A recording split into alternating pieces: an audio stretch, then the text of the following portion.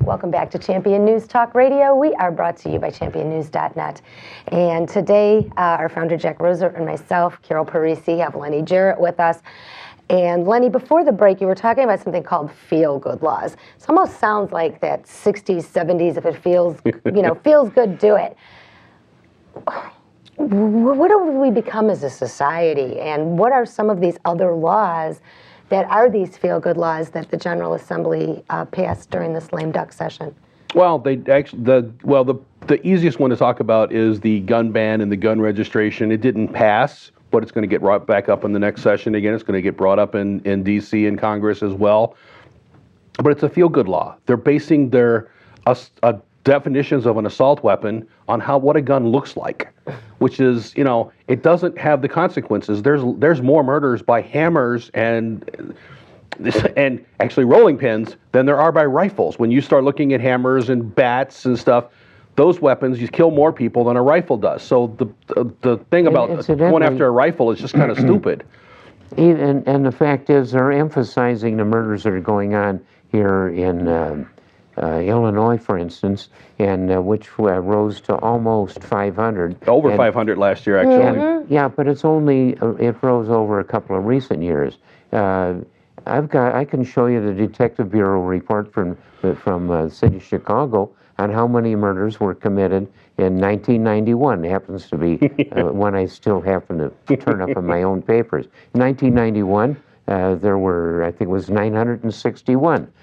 Damn near twice as many murders as there are now. And incidentally, it's very interesting how people get killed. It's with bludgeons. Pantyhose was one of them. I don't know how that happened. Right. Well, they actually, I was listening to the radio the other day, and they actually talked about the murders back in the 90s. They actually solved about 600 of those 900 murders. In 2012, they actually only solved about 25%. I'm a guy that is involved in business and my political life and everything else, and I don't even like to bring up the racial issue, because with me, I like them all. I like black people, I like Hispanics, I like Germans. I'm German-Irish myself. What about the Italians? Well, we got to watch them. Just kidding. You know the dissipation that went with the Romans. Panem Circus has returned now with our president. Oh, yes. He's back to Panem et Circenses. I'm losing my track here. On the gun thing. They're trying to blame guns for the killing of these children and things, as though the existence of guns. Listen, it's very funny. There are no children getting killed in Catholic, Lutheran, Jewish schools, private schools. None of it's happening there. Only public schools. How strange. What's different? There's no morality and American principles being taught in the public schools anymore. They're down on the Pledge of Allegiance, singing the Star-Spangled Banner, and all of the rest of it. They've sanitized all of that morality is gone where? From the public schools. Is present in the other schools.